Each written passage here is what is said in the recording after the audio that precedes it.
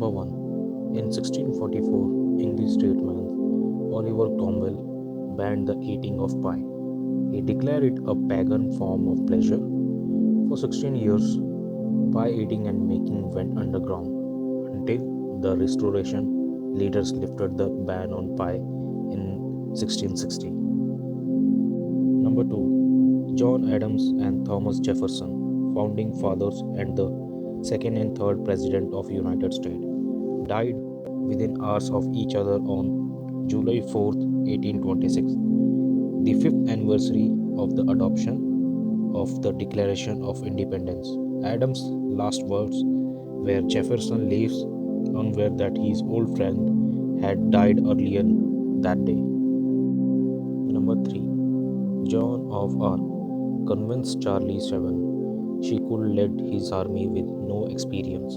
She routed the English, survived a 60-foot escape leap from a tower uninjured, was falsely accused of heresy and burned at the stake.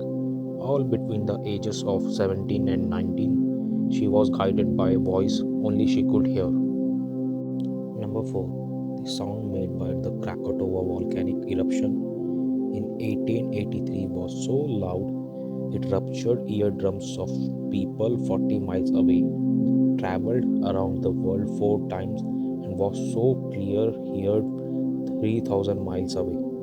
That's like standing in New York and hearing a sound from San Francisco. Number 5. The South African Railway once employed a baboon in his right years of service. He never made a single mistake. Number 6. The Tale of Two Lovers, an erotic novel, was one of the best selling books of the 15th century. It was written by Pope Pius before he assumed the papacy. Number 7. It's believed that roughly 97% of history has been lost over the time.